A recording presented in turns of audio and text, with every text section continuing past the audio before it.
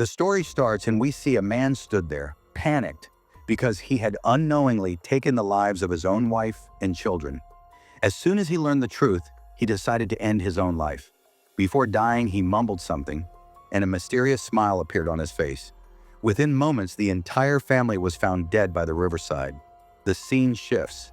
Now, a man named Kevin Barrington is traveling with his family toward a village to live a peaceful and natural life. The greenery and open environment along the way lifted everyone's spirits. In the village, a property agent showed Kevin a big and beautiful house. The house looked brand new from the inside, which made Kevin and his wife, Veronica, very happy. The agent mentioned that although the house was quite old, it had been renovated multiple times and now felt no less than a modern villa. Just then, the agent paused for a moment, as if something had come to mind. But Kevin and Veronica took the house without hesitation. Although Kevin and his wife liked village life, their daughter, Sarah Barrington, didn't enjoy moving from the city to the village at all. She missed her friends and urban lifestyle. Still, she couldn't say anything against her parents' decision. Within a few days, the family went to the market to buy essential items. When they purchased goods from a local store and reached the cashier, her expression changed completely upon hearing that they were moving into that villa. On the way back home, Kevin felt like someone was standing in the nearby forest. But when he went closer, there was nothing there. He thought it might have been his imagination. The next day, Sarah complained that the mobile network didn't work properly there. To beat the boredom, she asked her mother to go jogging with her. On the other hand, Kevin and his son Mateo went for a walk in the forest when they saw an old broken-down mansion. Curious, Kevin peeked through one of the windows and saw a mannequin sitting facing a switched-off TV. Suddenly, a woman pointed a gun at him. The woman looked strange, wearing dirty clothes, disheveled hair, as if she was mentally unstable. She thought Kevin was a thief and threatened to kill him. Kevin was terrified, but just then Mateo arrived. As soon as the woman saw Mateo, she began to think he was her son. She told Mateo to come inside the house, but Kevin quickly signaled him to run away, which made the woman even angrier. She fired the gun, but it turned out to be empty. Then she started crying loudly, and Kevin took the chance to escape. On the way back, he met the society caretaker, Mr. Elijah. Kevin told him everything, and Elijah explained that the woman is mentally ill and doesn't harm anyone, just that people should avoid entering her area. He also told Kevin that the woman's son was in love with a village girl who was the daughter of a local community chief. The chief didn't approve of the relationship and arranged his daughter's marriage elsewhere. Upon hearing this, the girl jumped into a lake and ended her life. The boy tried to save her, but he too jumped in and drowned. Their bodies were never found. Now that place is called Love Valley, and it's not far from Kevin's new house. Elijah said that ever since that day, their souls wander around that area, and they don't like any outsiders coming there. Kevin didn't really believe all of it, but still thanked Elijah out of courtesy. At the same time, Kevin's wife and daughter, Sarah, had gone out for a morning jog and unknowingly reached Love Valley. The place was so beautiful that it looked like a painting made by an artist. Just then, Sarah started feeling tired and paused to catch her breath. When she tried to look for her mother again, she was nowhere to be seen. Sarah heard her mother's voice. Following the voice, she noticed it was coming from a hut. She slowly moved toward it and peeked inside. Sarah told her mother about the strange incident that had happened, but Veronica couldn't understand what she meant. Just then, the hut Sarah had seen suddenly turned into a pile of garbage. She was shocked and angrily walked away from there. When she returned home, she was still upset.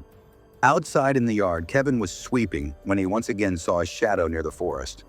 When he tried to take a closer look, it seemed like it was Elijah, the society's caretaker. But the next moment, the shadow vanished. Kevin was startled. Inside, Mateo came running into Sarah's room and excitedly said that Elijah had told Kevin a mysterious village folktale. But Sarah dismissed it as nonsense, which upset Mateo, and he quietly walked away. As soon as Mateo left the room, he felt dizzy. He couldn't understand what was happening and thought maybe it was due to weakness or fatigue.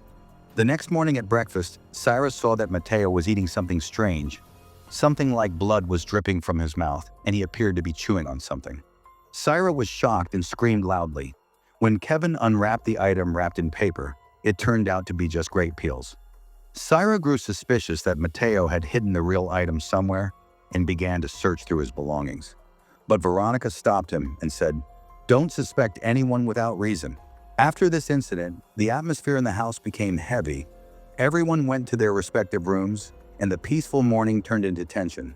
The next day, Kevin was chopping wood in the yard when Elijah arrived there holding an electric saw. Kevin got scared. He thought Elijah might be there to harm him, but Elijah laughed and said he was just there to help since the machine cuts wood faster. Mateo saw all this and said, "Dad, Uncle Elijah didn't do anything wrong." Kevin realized his misunderstanding and apologized to Elijah. The two of them quickly finished all the work together.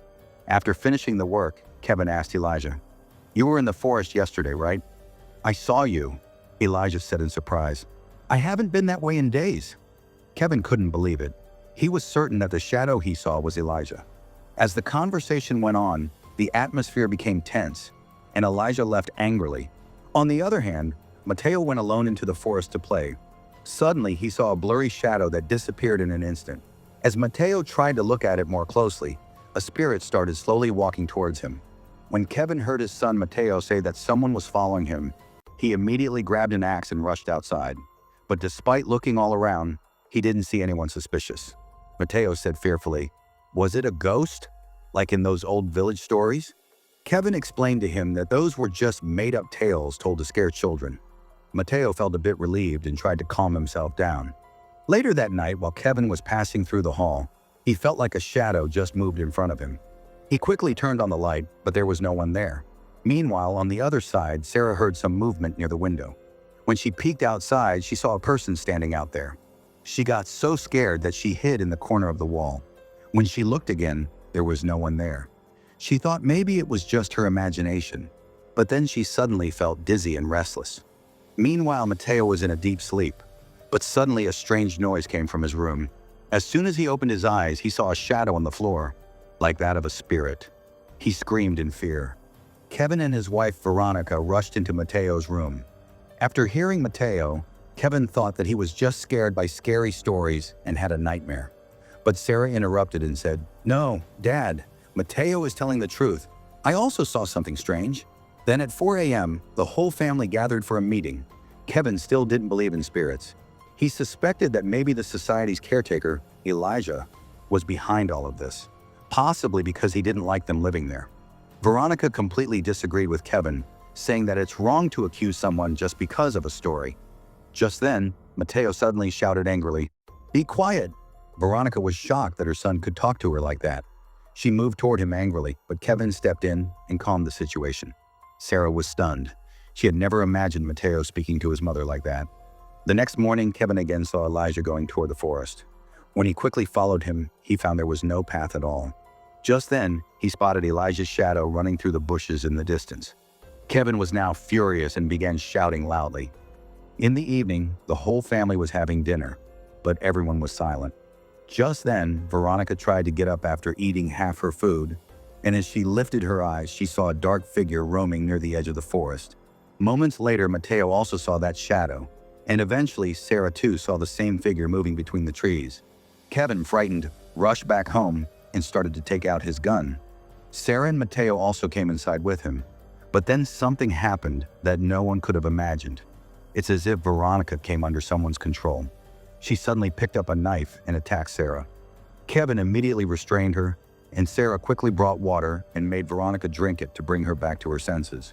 With the help of all three, Veronica finally calmed down, but no one could understand what had suddenly come over her.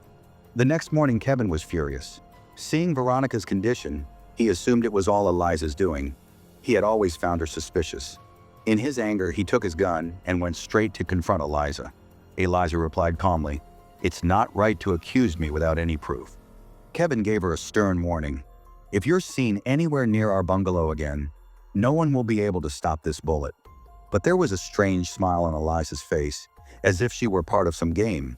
That night, Mateo began to feel scared again, thinking those old spirits might return. He ran to Sarah's room, where Sarah was crouched in a corner in fear. In a trembling voice, she said, "The two spirits are right here. Freddie and Lily are in this very room." When Kevin heard the children's screams and rushed in, he couldn't see any spirits. But through the window, he once again saw Eliza running toward the forest. Kevin quickly ran downstairs, grabbed his gun, and swore that today he would catch her no matter what. The children ran after him, but as soon as they opened the door, What they saw left everyone shocked. Kevin was searching for Eliza in the forest with a gun, but she was nowhere to be found. Tired and defeated, when he returned home, he saw that Veronica was not there. Just then, she quietly came and stood behind Kevin. Meanwhile, Sarah suddenly saw Lily's spirit approaching her and screamed loudly. But in reality, it wasn't Lily. It was actually Veronica. However, to Sarah's eyes, she looked like a ghost. Coulter also saw the spirit and ran out of the house in fear. Sarah remembered that Mateo was still inside the house, and she broke free and ran to save him. Kevin, once again, set out with a gun to look for Eliza. But as soon as he opened the door, Eliza was standing right there. By then, Mateo had hidden somewhere outside the house, and Veronica had also hidden in a corner. Suddenly, the sound of a gunshot echoed inside the house. Within moments, Kevin came running toward Mateo and said, "I finished Eliza." But in Mateo's eyes, it wasn't Eliza. It was the spirit coming toward him. Veronica returned home and saw Sarah lying unconscious on the ground. Just then, another gunshot was heard. Terrified, Veronica grabbed a knife and rushed inside. Kevin slowly approached the person he had shot, and as he got closer, he saw that it was none other than his own son, Mateo. The wrong person had been killed by his gun. Kevin fell to his knees and started crying uncontrollably. At that moment, he saw another shadow inside the house. He thought Eliza had come back in, and without wasting a second, he chased after it. Veronica ran to the riverbank, and Kevin arrived there shortly after. When he looked ahead, he couldn't believe his eyes. It was his wife. The two hugged and cried their hearts out. But the very next moment, with their heads bowed together, he accidentally pulled the trigger of his gun. And just like that, the entire family met their tragic end. In truth, behind this horrific story was the real culprit, Eliza from the village. She had fed everyone poisonous mushrooms, which caused them to hallucinate. After that, each family member began seeing the others as enemies, and unknowingly headed toward their own destruction. Eliza's only motive was that she didn't like city people coming and living on her land. At the end of the story, a new family comes to buy the old mansion. It seems the next victims have already been chosen. With this, the story ends here. Thank you for watching. Subscribe to this channel for more horror stories like this.